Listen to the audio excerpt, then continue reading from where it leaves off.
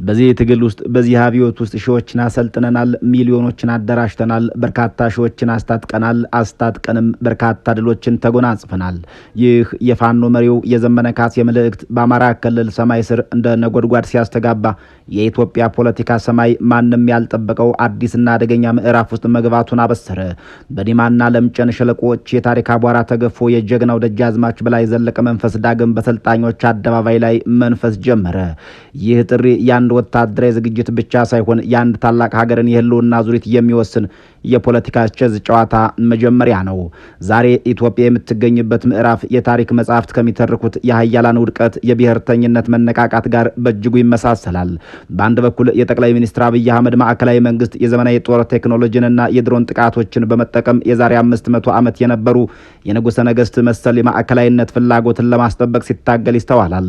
በሌላ በኩል ደግሞ የኢትዮጵያ የዳርቻ ኃይሎች ከፋኖ ህዝባዊ ማዕበል እስከ ኦነግ ሸኔ የረጅም ጊዜ ሽምቅ ውጊያ ከትግራይ ህወሓት ስልታዊ ትንፋሽ መፈለግ እስከ ኤርትራ ወይም ሻዕቢያ የቀጠና የጂኦፖለቲካ ተንኮል የመንግስትን የኃይል ብቸኛ ባለቤትነት እየተገዳደሩት ነው።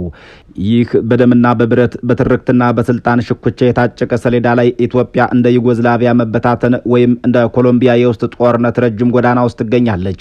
የፋኖዞቹ ውህደት፣ የኦነግ ሸኔ ማስፋፋት ስትራቴጂና የፌዴራል መንግስቱ የሀገር ግንባታ ፍላጎት እርስ በርስ ተጋጭተው የሚፈጥሩት ውጤት ምንድን ነው? ዛሬ በኢትዮጵያ ሰማይ ስር እየተጻፈ ያለውን ይህን አሳሳቢ የታሪክ ምዕራፍ ከጦር ሜዳ ውሎ እስከ ቤተ መንግስት የፖለቲካ ጨዋታዎች፣ ከአውሮፓው የ60 ዓመት ጦርነት ትምህርት እስከ አፍሪካው የእርቅ ምዕራፍ ድረስ ያለውን ሰፊ ሰንሰለት አብረን እንፈትሻለን። ይህ ጦርነት የሚያበቃበት ሳይሆን አዲስ መልክ የሚይዝበት ነው። የዚህ ጦርነት መቋጫ የት ነው? ቤተ መንግስት፣ በሶማ ተራሮች፣ በትግራይ በረሃዎች ወይስ በኤርትራ ባህር? እስከ ዝግጅታችን ፍጻሜ አብራችሁን ቆዩ።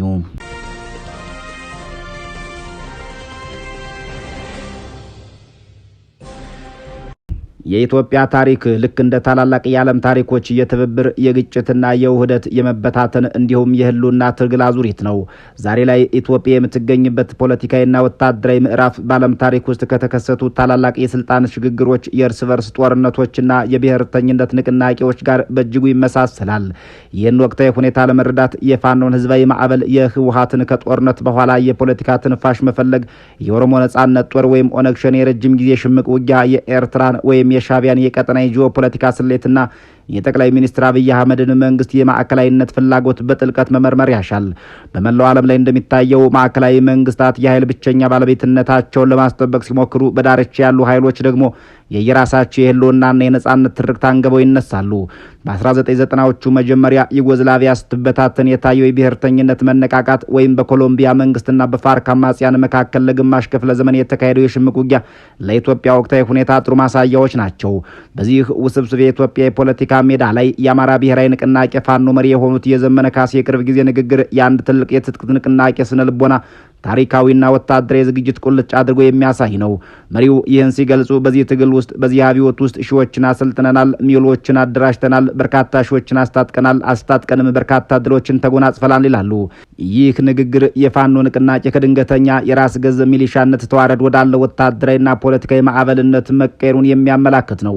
የፋኖ ትግል በአሁኑ ወቅት የኢትዮጵያን የጸጥታ ሁኔታ ከሚወስኑ አበይት ኃይሎች አንዱ ሆኗል። በአማራ ክልል ውስጥ የሚታየው ይህ ንቅናቄ ማህበረሰቡ ላይ የተቃጣ ህልውና አደጋ ካለ በሚል ጥቃት እየመነጨ እንደሆነ ይነገርለታል። ልክ በስፔን የእርስ በርስ ጦርነት ወቅት የተለያዩ ርዕዮተ ዓለም አራማጆች ለአንድ ዓላማ ከየአቅጣጫው እንደተሰባሰቡት እንደዚያ ሁሉ በአማራ ክልልም የተለያዩ እዞች አንድ ላይ መምጣት ጀምረዋል።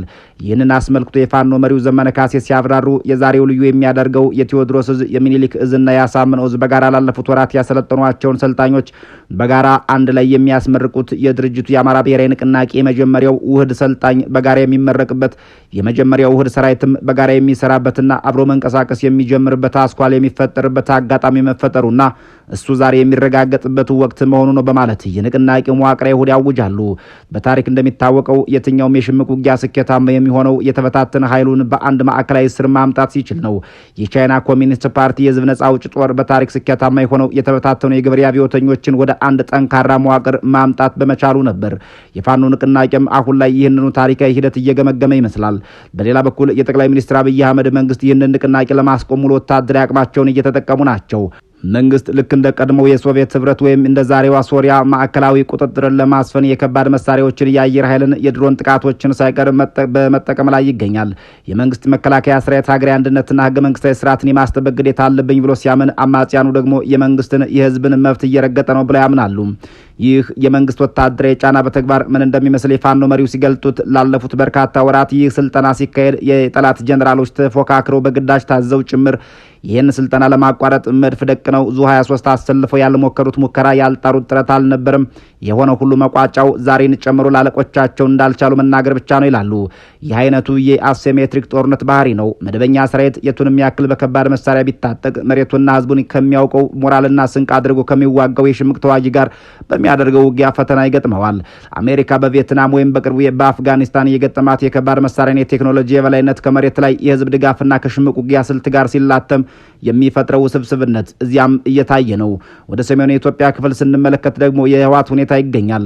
ህወሓት ለሁለት አስርተ ዓመታት በላይ ኢትዮጵያን በብረት መዳፍ ከመራ በኋላ ወደ ትግራይ ማፈግፈጉ፣ ቀጥሎም ከፌዴራል መንግስቱና ከኤርትራ ኃይሎች ጋር ያደረገው የሁለት ዓመት ደም አፋሳሽ ጦርነት የቅርብ ጊዜ ትውስታ ነው። በፕሪቶሪያው የሰላም ስምምነት መሰረት አንጻራዊ ሰላም ቢገኝም ህወሓት አሁን ላይ በውስጣዊ የመሪዎች ሽኩቻ የትግራይን ህዝብ መልሶ በማቋቋምና ከፌዴራል መንግስቱ ጋር ያለውን ግንኙነት በማመጣጠል ላይ ይገኛል። ልክ ከሁለተኛው የዓለም ጦርነት በኋላ እንደነበረችው ጀርመን ትግራይም ከፍተኛ ውድመት ደርሶባታል። የፖለቲካ ኃይሎችም የወደፊት አቅጣጫቸውን ለመወሰን በመታገል ላይ ናቸው። ህወሓት አሁን ላይ ቀጥተኛ የጦርነት ፍላጎት ባያሳይም በአማራ ክልል ውስጥ የሚካሄደው ጦርነት በተዘዋዋሪ የራሱን የደህንነትና የፖለቲካ ስልት እንዲያስተካክል እያስገደደው ይመስላል። በምዕራብና ደቡብ ኢትዮጵያ ደግሞ ሌላኛው ታላቅ ተዋናይ የኦሮሞ ነጻነት ጦር በመንግስት አጠራር ደግሞ ኦነግ ሸኔ ይገኛል። ይህ ኃይል የኦሮሞን ህዝብ የራስን እድል በራስ የመወሰን መብት ለማረጋገጥ መቆሙን የሚገልጥ ነው። የኦነግ ሸኔ የሽምቅ ውጊያ ስትራቴጂ ሰፊውን የኦሮሚያ ጫካዎችና ጂኦግራፊዎች ምቹነትን የተላበሰ ነው። የመንግስት ጦር በአማራ ክልል መወጠሩ ለኦሮሞ ነጻነት ጦር ተጨማሪ መተንፈሻና የውጊያ ቀጠናዎችን የማስፋት እድል ሰጥቶታል። የኦነግ ሸኔና የፋኖ ንቅናቄዎች ምንም እንኳን ታሪካዊና መሬት ነክ የሆኑ የፖለቲካ ልዩነቶች እንደ ወለጋና አዲስ አበባ ዙሪያ ያሉ ጉዳዮች ቢኖሯቸው ሁለቱም በአንድ ማዕከላዊ መንግስት ላይ የትጥቅ ትግል በማድረግ ላይ የሚገኙ በመሆናቸው የመንግስትን ወታደራዊና ኢኮኖሚያዊ አቅም በእጅጉ እየፈተኑት ይገኛሉ። ይህ ሁኔታ በ1990ዎቹ ዴሞክራቲክ ሪፐብሊክ ኮንጎ ውስጥ ከነበረው በርካታ የታጠቁ ኃይሎች መንግስትን ከተለያየ አቅጣጫዎች ይወጥሩት ከነበረው ሁኔታ ጋር የሚመሳሰል ታሪካዊ ግጥምጥሞች ነው። ወደ ቀጠናዊ ጂኦፖለቲካ ስንወጣ ደግሞ ኤርትራ ወይም ሻዕቢያ ይገኛሉ። የፕሬዝዳንት ኢሳያስ አፈወርቂ መንግስት በቀጠናው ውስጥ የራሱን የደህንነት ስጋቶች ለመቅረፍ ዘወትር ስትራቴጂካዊ እርምጃዎችን ይወስዳል። በ2018 ዓ.ም ከጠቅላይ ሚኒስትር አብይ አህመድ ጋር የነበረው የሰላም ስምምነትና የትግራይ ጦርነት ጥምረት አሁን ላይ መልክ ቀይሯል። የፕሪቶሪያው ስምምነት ለኤርትራ መንግስት ያልተዋጣለት በመሆኑ ሻዕቢያ ከጠቅላይ ሚኒስትር አብይ አህመድ ጋር መንግስት የነበረው የሰላም ስምምነትና የትግራይ ጦርነት ጥምረት አሁን ላይ መልክ ቀይሯል። የፕሪቶሪያው ስምምነት ለኤርትራ መንግስት ያልተዋጣለት በመሆኑ ሻዕቢያ ከፌዴራል መንግስቱ ጋር ያለውን የጠበቀ ወዳጅነት አቀዝቅዞ አሁን ላይ በአማራ ክልል ላለው የፋኖ ንቅናቄ የሞራልና ሌሎች ድጋፎችን እያደረገ ነው የሚሉ የፖለቲካ ትንታኔዎች በስፋት ይነሳሉ። የኤርትራ ስልት ከጥንቷ ስፓርታ ጋር የሚመሳሰል የሚሉ ወታደራዊ አዋቂዎችም የዚያኑ ያክል ናቸው። ከፍተኛ ወታደራዊ ዲሲፕሊን ያለው በጎረቤት ሀገራት የፖለቲካ ተለዋዋጭነት ውስጥ የራሱን ጥቅም የሚያስጠብቅ አካሄድ ይከተላል። የነዚህ ሁሉ ኃይሎች ፍልሚያ በሚካሄድባት ኢትዮጵያ ውስጥ የትጥቅ ትግሎች ሁሌም ታሪካዊ መሰረትና ትርክት ያስፈልጋቸዋል። ተዋጊዎች ህይወታቸውን አሳልፈው እንዲሰጡ የሚያደርጋቸው ከኋላቸው ያለው ጠንካራ የታሪክ ትስስር ነው። የፋኖ መሪው ዘመነ ካሴ ይህንን የታሪክ ስነልቦና ሲጠቀሙ ይህን ስልጠና እየወሰዳችሁበት ቀጠና ዲማና አካባቢው ለምጨን ዳግማዊ በላይ ዘለቀ ማሰልጠኛ ተቋም ጀግናው ደጃዝማች በላይ ዘለቀ ሀገራችንን ሊወር ከመጣ ጣሊያን ፋሽስት ጋር ከፍተኛ ትንቅንቅ አድርጎ በርካታ ሺዎችን አሰልፎ የተዋጋበት የተፋለመበት ራሱን ከልሎ ትግል የመራበትና ህዝቡ ራሱንና ሀገሩን ነጻ ያወጣበት ቀጠና ነው በማለት ወጣቶቹን ከተጋድሎ ታሪክ ጋር አስተሳስሯቸዋል። በታሪክ የጣሊያንን ፋሺዝም የተቃወሙት አርበኞች በማህበረሰቡ ዘንድ እንደ ቅዱሳን የሚታዩ ናቸው። የዘመኑን የፋኖ ትግል ከበላይ ዘለቀ የጸረ ፋሺስት ትግል ጋር ማመሳሰል ትግሉ ፍትሃዊ መሆኑን ለሰልጣኞቹም ሆኑ ለህዝቡ ማሳመኛው ከፍተኛ ስነ ልቦና ስትራቴጂ ነው። የፈረንሳይ አብዮት መሪዎች የጥንቷን ሮማን ሪፐብሊክ ጀግኖች እያነሱ ህዝቡን እንዳነሳሱት እነዚያ ዘመን ሁሉ የኢትዮጵያ የታጠቁ ኃይሎች የራሳቸውን ታሪካዊ ጀግኖች እንደ በላይ ዘለቀ ላይ ያሉትን ለአማራው እንደ አባጅፋር ወይም ዋቆ ጎቱ ያሉትን ለኦሮሞ አሉላ አባነጋ ለትግራይ በማንሳት ትግላቸው ቅቡል ለማድረግ ይጥራሉ። የጠቅላይ ሚኒስትር አብይ አህመድ የብልጽግና ፓርቲ መንግስት ይህንን ሁሉ ማዕበል ለማረጋጋትና ማዕከላዊ መንግስቱን ላለማፍረስ ከፍተኛ የዲፕሎማሲ የኢኮኖሚና የወታደራዊ ጫና ውስጥ ይገኛሉ። መንግስት በሀገሪቷ ውስጥ ትልልቅ መሰረተ ልማት ፕሮጀክቶችን እንደ ታላቅ ህዳሴ ግድብ፣ የኮሪደር ልማትና ቤተ መንግስት ግንባታ የመሳሰሉትን በማካሄድ ሀገራዊ ብልጽግናን በማምጣት የህዝቡን የፖለቲካ ትኩረት ወደ ልማት ለመቀየር ይሞክራሉ። ይሁን እንጂ የኢኮኖሚ የዋጋ ግሽበት፣ የውጭ ምንዛሬ እጥረቱና በአካባቢው ያለው የጸጥታ መደፍረስ ይህንን ራዕይ ፈተና ውስጥ ከቶታል። ማዕከላዊ መንግስቱ ኢትዮጵያን እንደ አንድ ሀገር ለማቆየት የኃይል እርምጃ ብቻውን በቂ አለመሆኑን እየተገነዘበ ቢመጣም የፖለቲካ ድርጅቶች ደግሞ የታጠቁ ኃይሎችን ሙሉ በሙሉ አካተው ውጤት ማምጣት አልቻሉም። ይህ ውስብስብ ሁኔታ ወዴት ያመራል የተባለ እንደው የተለያዩ የፖለቲካ ሳይንስ ምሁራን ኢትዮጵያ የምትገኝበት ይህ ወቅት አዲስ ማህበራዊ ውል የሚጠይቅበት የታሪክ ምዕራፍ ነው ብለው ያምናሉ። ልክ ደቡብ አፍሪካ ከአፓርታይድ በኋላ ወይም ሩዋንዳ ከ1994 የዘር እልቂት በኋላ የራሳቸውን ታሪካዊ እርቅና አዲስ የፖለቲካ ስምምነት እንዳደረጉት የኢትዮጵያም የፖለቲካ ኃይሎች በመጨረሻ የጠረጴዛ ዙሪያ ድርድር ማድረጋቸው አይቀርም። ሆኖም ግን ወደ ጠረጴዛ ከመምጣታቸው በፊት እያንዳንዱ ኃይል በመሬት ላይ ያለውን ወታደራዊ አቅምና ይዞታ በማስፋት የድርድር አቅሙን ለማሳደግ ጦርነቱን ቀጥለዋል። ለዚህም ነው የትጥቅ ትግሎች ማብቂያቸው ሳይሆን ጅማሯቸውና ቀጣይ እቅዳቸው በየጊዜው የሚታደሰው። የዘመነ ካሴ መልእክት ይህንን ቀጣይነት ባለው ተልዕኮ ሲቋጭ እንዲህ በሚል ነው። ስለዚህ በሸለቆው በጀግኖች መንፈስ በበላይ ዘለቀ መንፈስ ተሰባስበናል፣ ሰልጥነናል፣ በዛሬው ቀን ለመመረቅ በቅተናል። ይህ የድርጅቱን የመጀመሪያ እሁድ ሰራዊት አስፈላጊ የሆነው ነገር ሁሉ ተሟልቶለት ውህዳዊ እንቅስቃሴውን የሚያደርግ ይሆናል። ቀጣይ ተልዕኮችንና ግዳጆችን የሚወስድ ይሆናል። ይህ መደምደሚያ የሚያመላክተው ጦርነቱ ቶሎ የሚያበቃ ሳይሆን አዳዲስ ምዕራፎችና የተደራጁ ስልቶችን እየያዘ መቀጠሉን ነው። ዛሬ ላይ የኢትዮጵያ ምድር የበርካታ ትርክቶችና ፍላጎቶች መጋጫ ሆናለች። የፌዴራል መንግስት ህገ መንግስታዊ ስርዓቱንና የሀገር አንድነት ለማስጠበቅ የፋኖ ንቅናቄን የአማራ ህዝብ ህልውና ለማረጋገጥ የኦሮሞ ነጻነት ጦር የኦሮሞን ፖለቲካዊ የበላይነትና ነጻነት ለማስፈን ህወሓት ደግሞ የትግራይን ህልውናና ታሪካዊ መሬቶችን ለማስመለስ እንዲሁም ሻዕቢያ የኤርትራን ቀጠናዊ ደህንነትና ጂኦፖለቲካዊ ጥቅም ለማስከበር የሚያደርጉት ትንቅንቅ ኢትዮጵያን በዓለም ታሪክ ውስጥ እጅግ ከተወሳሰቡና መፍትሄያቸው ፈታኝ ከሆኑ ሀገራት ተርታ እንድትሰለፍ አድርጓታል። ይህ የታሪክ ምዕራፍ ኢትዮጵያን ህዝብ ከፍተኛ ዋጋ እያስከፈለው ቢሆንም በመጨረሻ የሚወለደው አዲሱ የፖለቲካ ስርዓት ግን ለቀጣዮቹ 100 ዓመታት የሀገሪቱን ዕጣ ፈንታ የሚወስን መሆኑ የሚያጠራጥር አይሆንም። እያንዳንዱ ጥይት፣ እያንዳንዱ ስልጠናና እያንዳንዱ የፖለቲካ ውሳኔ ይህንኑ የታሪክ መጽሐፍ እየጻፈ ይገኛል። በእርግጥም የኢትዮጵያ የፖለቲካና የወታደራዊ ትርምስ ቀጣይነት ያለው አዙሪት ከዓለም ታሪክ ታላላቅ የሀገረ መንግስት እና የሀገር ግንባታ ፈተናዎች ጋር የሚስተካከል ነው። በየትኛውም የዓለም ታሪክ ውስጥ አንድ ህዝባዊ የትጥቅ ንቅናቄ ከድንገተኛ ራስን የመከላከል ምዕራፍ ወደ ስትራቴጂካዊ የማጥቃትና የፖለቲካ ስልጣን ጥያቄ ምዕራፍ የሚሸጋገረው የተበታተነ ኃይሉን በአንድ ማዕከላዊ ስር ማዋሃድ ሲችል ነው። በአማራ ክልል እየተካሄደ ያለው የፋኖ ንቅናቄም አሁን ላይ የደረሰበት ምዕራፍ ይህንን የፖለቲካ ሳይንስ እውነት ፍንትው አድርጎ የሚያመላክት ነው። ይህን ስትራቴጂካዊ ዝላይ የፋኖ መሪው ዘመነ ካሴ ንግግራቸው መግቢያ ላይ ሲያረጋግጡት በዚህ ትግል ውስጥ በዚህ አብዮት ውስጥ ሺዎችን አሰልጥነናል፣ ሚሊዮኖችን አደራጅተናል፣ በርካታ ሺዎችን አስታጥቀንም በርካታ ድሎችን ተጎናጽፈናል በሚል ነው። ይህ አገላለጽ ንቅናቄው አሁን ላይ ያለው የህዝብ መሰረትና ወታደራዊ አቅም ጥግ አመላካች ነው። ሚሊዮኖችን አደራጅተናል የሚለው የዘመነ ካሴ ቃል የሚያመላክተው ጦርነቱ ከጠመንጃ ፈሙዝ ባሻገር በመንደር በቀበሌና በከተማ ደረጃ ሰፊ የህዝብ የሎጂስቲክስና የስለላ ብሎም የሞራል ደጀን መገንባቱን ነው። በ20ኛው መቶ ክፍለ ዘመን አጋማሽ ማኦ ዜዱንግ በቻይና ያካሄደው የገበሬዎች አብዮት ስኬታማ የሆነው አሳው ወይም ተዋጊው በውቅያኖሱ ወይም በህዝቡ ውስጥ እንደሚዋኘው ሁሉ የሽምቅ ተዋጊው በህዝቡ ውስጥ ተሰግስጎ መንቀሳቀስ አለበት በሚለው ፍልስፍናው እንደነበር የቻይና የታሪክ መዛግብት ይጠቅሳሉ። የፋኖ ንቅናቄም በአሁኑ ሰዓት በአማራ ክልል ይህንን መዋቅራዊ የህዝብ ውቅያኖስ ፈጥረው መንቀሳቀስ መጀመሩን የሚያመላክት ነው። ይህ የተደራጀ ህዝባዊ ማዕበል ወደ ወታደራዊ ሳይንስ ሲቀየር ደግሞ የህዝቦች ውህደት ወሳኝ ነው። የዘመነ ካሴ መልእክት ይህንን ታሪካዊ ክስተት እንዲህ ያብራራዋል። የዛሬው ምረቃ ልዩ የሚያደርገው የቴዎድሮስ እዝ፣ የሚኒሊክ እዝና የአሳምነው እዝ በጋራ ላለፉት ወራት ያሰለጠኗቸውን ሰልጣኞች በጋራ አንድ ላይ የሚያስመርቁበት፣ የድርጅቱ የአማራ ብሔራዊ ንቅናቄ የመጀመሪያ እሁድ ሰልጣኝ በጋራ የሚመረቅበት፣ የመጀመሪያ እሁድ ሰራዊትም በጋራ የሚሰራበትና አብሮ መንቀሳቀስ የሚጀምርበት አስኳል የሚፈጠርበት አጋጣሚ መፈጠሩና እሱም ዛሬ የሚረጋገጥበት መሆኑ ነው። በወታደራዊ ሳይንስ የተለያዩ ዞች ውህደት መፍጠር የትኛውም አማጺ ቡድን ሊያልፈው የሚገባው እጅግ ፈታኙ ምዕራፍ ነው። በ1970ዎቹ በዚምባብዌ የነጻነት ትግል ውስጥ ዛኑና ዛፖ የተባሉት የነጻ አውጪ ንቅናቄዎች የጋራ ግንባር ለመፍጠር የወሰደባቸው ጊዜና የከፈሉት መስዋዕትነት ታሪክ የሚመሰክረው ነው። የፋኖ ንቅናቄም አሁን ላይ የቴዎድሮስ የሚኒሊክና የአሳምነው ዞችን በማዋሃድ አስኳል ወይም ኒውክለስ መፍጠር መቻሉ የፌዴራል መንግስቱን የጸጥታ መዋቅር በከፍተኛ ደረጃ የሚፈትን ስትራቴጂካዊ እርምጃ ነው እየተባለ ይገኛል። ይህ ውህደት የፋኖ ኃይሎች መረጃን ከመለዋወጥ ሎጂስቲክስን በጋራ ከመጠቀምና በትላልቅ ከተሞች ወታደራዊ ካምፖች ላይ የተቀናጀ ጥቃት ከመክፈት አንጻር አቅማቸው ወደ ላቀ ደረጃ አሸጋግሮታል። በአንጻሩ የጠቅላይ ሚኒስትር አብይ አህመድን መንግስት ይህንን እያደገ የመጣ ስጋት ለመቀልበስ የሀገሪቱን መደበኛ የመከላከያ ሰራዊት ዘመናዊ የጦር መሳሪያዎችን በማስታጠቅ ከፍተኛ ዘመቻ እያካሄደ ይገኛል። መንግስት ሀገራዊ ህልውናን የማስቀጠል ኃላፊነት እንዳለበት በማመን የድሮን የከባድ መድፍና የአየር ኃይል ጥቃቶችን ያለማቋረጥ ይጠቀማል። ነገር ግን ቴክኖሎጂና መደበኛ ወታደራዊ አደረጃጀት ሁልጊዜም በስነ ልቦና ከተገነባ የሽምቅ ተዋጊ ጋር በሚደረግ ጦርነት አሸናፊ እንደማይሆን ታሪክ ደጋግሞ አሳይቶታል።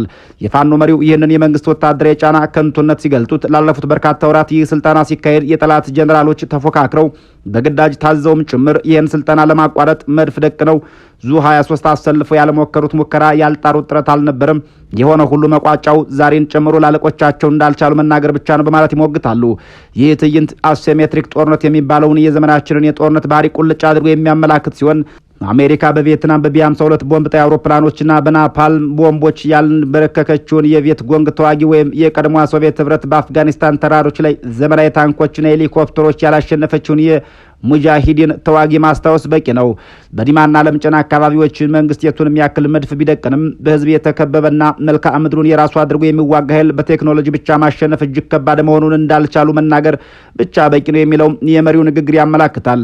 ኢትዮጵያ ውስጥ ያለውን ውስብስብነት ግን በአማራ ክልል ብቻ የሚገታ አይደለም። የዚህ የፖለቲካዊ ቼዝ ቦርድ ሙሉ ገጽታ ለመረዳት ወደ ትግራይ፣ ኦሮሚያና ኤርትራ መመልከት የግድ ነው። የህወሓት ሁኔታ በአሁኑ ወቅት የታጠቀ ሰላም ተብሎ ሊገለጽ የሚችል ነው። የፕሪቶሪያው ስምምነት የህወሓትን ሙሉ መጥፋት ቢያስቀርም ንቅናቄውን ወደ ውስጣዊ የፖለቲካ መከፋፈል ቀይሮታል። ህወሓት በአንድ በኩል ከፌዴራል መንግስቱ ጋር ያለውን ግንኙነት በማሻሻል በጦርነት የወደመችውን ትግራይ ዳግም ለመገንባትና በጀቶችን ለማስለቀቅ ሲሞክር፣ በሌላ በኩል ደግሞ ከጎረቤት አማራ ክልል ጋር ያለውን የወልቃይትና የራያ ግዛቶች ውዝግብ እልባት እስካላገኘ ድረስ ትጥቁን ሙሉ በሙሉ ለመፍታት አላሰበም። በአማራ ክልል የፋኖ መበታተን ለመንግስት መከላከያ ሰራዊት ትኩረት መከፋፈል ምክንያት ሆኗል። ይህ ሁኔታ ለህወሓት ጊዜ መግዣና ዳግም ራስን የማደራጃ ሰፊ ዕድል የሰጠው ሲሆን በተመሳሳይ ጊዜ የፌዴራል መንግስቱ በሁለት ጠንካራ ግንባሮች ላለመወጠር ሲል ከህወሓት ጋር ያለውን ግንኙነት በልዝብ ዲፕሎማሲ እንዲይዝ አስገድዶታል። በደቡብና ምዕራብ ኢትዮጵያ ደግሞ የኦሮሞ ነጻነት ጦር ኦነግ ሸኔ የራሱን የረጅም ጊዜ ሽምቅ ውጊያ ስትራቴጂ እያካሄደ ይገኛል። የኦነግ ሸኔ ፍላጎት ማዕከላዊ መንግስቱን በአንድ ጀንበር መገልበጥ ሳይሆን መንግስት በኦሮሚያ ክልል ያለውን አስተዳደራዊና ወታደራዊ ቁጥጥር ቀስ በቀስ ማላሸቅ ነው። የፌዴራል መንግስቱ ሰራዊት ከፍተኛ ቁጥር ያለው ኃይሉን በአማራ ክልል ማሰማራቱ ለኦነግ ሸኔ በኦሮሚያ ውስጥ ይበልጥ እንዲስፋፋና ኢኮኖሚያዊ ኮሪደሮችን እንዲቆጣጠር ክፍተት ፈጥሮለታል። ምንም እንኳን የፋኖና የኦነግ ሸኔ ርዕዮተ ዓለማዊ ግቦች ወይም አይዲዮሎጂካል ጎል የተለያዩና በአንዳንድ ቦታዎች የሚጋጩ ቢሆንም ሁለቱም ኃይሎች የጋራ ጥራት የሆነውን ማዕከላዊ መንግስት አቅም በተለያየ አቅጣጫ በማድማት ላይ ይገኛሉ። ይህ ሁኔታ በ17ኛው መቶ ክፍለ ዘመን በአውሮፓ በነበረው የ30 ዓመት ጦርነት ወይም ሰርቲርስ ዋር ወቅት የተለያዩ ፍላጎት ያላቸው ኃይሎች የቅዱስ ሮማን ግዛት ማዕከላዊ ኃይልን ለማዳከም በተዘዋዋሪ ይረዱ ከነበረው ታሪካዊ ክስተት ጋር ተመሳሳይነት አለው የሚሉት የታሪክ ምሁራን በርካቶች ናቸው። የኤርትራ መንግስት ወይም ሻዕቢያ ሚና ደግሞ የኢትዮጵያን ቀውስ ይበልጥ ውስብስብ በሚያደርገው ቀጠናዊ ዳይናሚክስ ነው። ኤርትራ የኢትዮጵያን ጠንካራና የተረጋጋ ማዕከላዊ መንግስት መኖርን ለራሷ የደህንነት ስጋት አድርጋ በምትወስድበት ስሌት ውስጥ በኢትዮጵያ ውስጥ ያሉ የውስጥ ክፍፍሎችና ስትራቴጂካዊ ጠቀሜታዎች አሏቸው።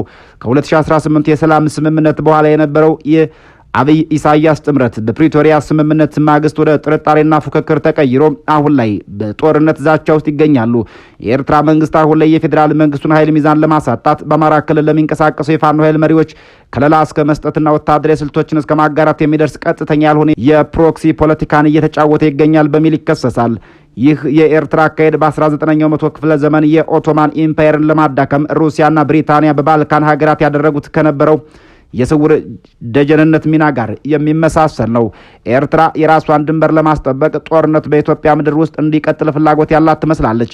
እነዚህ ሁሉ ውስብስብ የፖለቲካና ወታደራዊ ትንቅንቆች ያለ ጠንካራ ስነልቦናዊና ታሪካዊ ትርክት ወደፊት ሊጓዙ አይችሉም።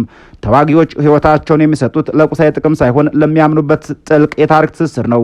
የዘመነ ካሴ ንግግር ይህንን ስነልቦናዊ ገመድ ሲበጥስ ይህ ስልጠና የወሰዳችሁበት ቀጠና ዲማና አካባቢው ለምጨን ዳግማዊ በላይ ዘለቀ ማሰልጠኛ ተቋም ጀግናው ደጃዝማች በላይ ዘለቀ ሀገራችን ኢትዮጵያን ሊወር ከመጣ ጣሊያን ፋሽስት ጋር ከፍተኛ ትንቅንቅ አድርጎ በርካታ ሺዎችን አሰልፎ የተዋጋበት የተፋለመበት ራሱን ከልሎ ትግል የመራበትና ህዝቡን ራሱና ሀገሩን ነጻ ያወጣበት ቀጠና ነው በማለት አነሳስተዋል። የጦርነት ጂኦግራፊ ዝም ብሎ መሬት አይደለም፣ ቅዱስ ቦታ ነው። ሰልጣኞቹ የሚሰለጥኑበት ቦታ በላይ ዘለቀ ፋሽስት ጣሊያንን ያንበረከከበት መሆኑን መስማታቸው የራሳቸውን ትግል ከጸረ ቀኝ ግዛት ትግል ጋር እንዲያስተካክሉ ያደርጋቸዋል። አዲሱ ኃይል ዳግማዊ በላይ ዘለቀ ማሰልጠኛ ተቋም ብሎ መሰየሙ ታሪክ እንደ ርዕዮተ ዓለም የጦር መሳሪያ የመጠቀም ከፍተኛ የፖለቲካ ብስለት ነው። በእስራኤል የጦር ሰራዊት አይዲኤፍ ታሪክ ውስጥ አዳዲስ ወታደሮች መሃላቸውን የሚፈጽሙት ማሳድ በተባለው ታሪካዊ ተራራ ላይ መሆኑ የጥንት አይሁዳውያን ሮማውያንን የተቃወሙበትን ጀግንነት በዘመናዊ ሰራዊት ውስጥ ለማስረጽ እንደሆነ ሁሉ የፋኖ ንቅናቄም የዲማና ለምጨንን ሸለቆዎች የታሪክ ማነቃቂያ አድርጎ እየተጠቀመበት ነው። ይህ ወደር የለሽ የህዝብ መነሳሳት፣ የመንግስት ወታደራዊ እርምጃና የጎረቤት ሀገራት ጣልቃ ገብነት ኢትዮጵያን አሁን ወዳለችበት እጅግ ፈታኝ ኢኮኖሚና የዲፕሎማሲ ማነቆ አስከቷታል። መንግስት በብሪክስ አባልነትና በማክሮ ኢኮኖሚ ማሻሻያዎች በኩል ሀገሪቱን ወደ ዓለም አቀፉ የኢኮኖሚ ስርዓት ለማስገባት ቢጥርም የውስጥ ጦርነቱ የሚጠይቀው በቀላሉ የማይገመት የውጭ ምንዛሬና የሰው ህይወት የሀገሪቱን የልማት ራዕይ አጨልሞበታል። መንግስት አንድነትን ለማስጠበቅ፣ አማጽያን ደግሞ ማህበረሰባዊ ህልውናን ለማረጋገጥ የሚያደርጉት ይህ ዜሮ ድምር ጦርነት ሀገሪቱን ከስር መሰረቷ እያናጋት ይገኛል። ታዲያ የእነዚህ ሁሉ የኃይል ፍልሚያ መቋጫው ምንድን ነው? የፖለቲካና የጦርነት ታሪክ እንደሚያስተምረው የየትኛው ማዕከላዊ መንግስት ሙሉ በሙሉ የህዝብን ድጋፍ ያለው የሽምቅ ኃይል በጦር መሳሪያ ብቻ አጥፍቶ አያውቅም። በተቃራኒው ደግሞ የሽምቅ ኃይሎችም ቢሆኑ ያለ ማዕከላዊ መንግስት የፖለቲካ ውድቀት መዲናዋን ተቆጣጥረው ሀገር ማስተዳደር እጅግ ይከብዳቸዋል። የፋኖ ንቅናቄም ይህን ትግል ለረጅም ጊዜ ማስኬድ መዘጋጀቱን መሪው ሲያጠቃልል፣ ስለዚህ በሸለቆው በጀግኖች መንፈስ በላይ ዘለቀ መንፈስ ተሰባስበናል፣ ሰልጥነናል፣ በዛሬው ቀን ለመመረቅ በቅተናል። ይህ የድርጅታችን የመጀመሪያው ውህድ ሰራዊት አስፈላጊ የሆነው ነገር ሁሉ ተሟልቶለት ወዳይ እንቅስቃሴውን የሚያደርግ ይሆናል። ቀጣይ ተልእኮችና ግዳጆችን የሚወስድ ይሆናል በማለት አረጋግጠዋል። ቀጣይ ተልእኮችና ግዳጆች የሚወሰድ ይሆናል የሚለው ሀረግ ትግሉ ገና በአዲስ ምዕራፍ መቀጠሉንና ወደ ተጠናከረ የፊት ለፊት ጦርነት የማደግ አዝማሚያ እንዳለው አመላካች ነው። በስተመጨረሻም ኢትዮጵያ የምትገኝበት ይህ ታሪካዊ ምዕራፍ አሮጌው ስርዓት እያከተመ አዲሱ ስርዓት ደግሞ ገና ያልተወለደበት የሽግግርና የምጥ ጊዜ መሆኑን ነው። የፋኖ ኃይሎች የህወሓትና የኦነግ ሸኔ የትጥቅ ንቅናቄዎች እንዲሁም የመንግስት ወታደራዊ ዘመቻዎች በመጨረሻም ሁሉንም ተዋናዮች ወደ አንድ አዲስ ሀገራዊ ማህበራዊ ውል ሊያመጧቸው የግድ ይላል። በ1648 የአውሮፓን ከ30 ዓመት ደም መፋሰስ ያዳናት የዌስትፋሊያ ስምምነት እያንዳንዱ ኃይል የሌላውን ህልውና እንዲያከብር እንዳስገደደ ሁሉ ኢትዮጵያም ከዚህ ደም አፋሳሽ የህልውና ጦርነት ወጣ የብሔረሰቦቿን ስነ ልቦናዊ፣ ፖለቲካዊና ታሪካዊ ሚዛን የሚጠብቅ እውነተኛና ሁሉን አሳታፊ የሆነ የፖለቲካ መዋቅር ወደ መፍጠር መሸጋገሩ አይቀሬ ነው። እስከዚያው ግን የዲማ ሸለቆም ሆነ የኦሮሚያ ጫካዎች፣ የትግራይ ተራሮችም ሆነ የፌዴራል መንግስቱ ቤተ መንግስት የኢትዮጵያን የወደፊት ዕጣ ፈንታ ለመወሰን በሚደረገው በዚህ መራራ የታሪክ ፍልሚያ ውስጥ የየራሳቸውን ምዕራፍ መሳፋቸውን ይቀጥላሉ። ክቡራን የብራፍቲ ቤተሰቦች በያላችሁበት ዓለም ዳርቻ ሰናይ ጊዜ እየተመኘን በዚሁ ተሰናበትን።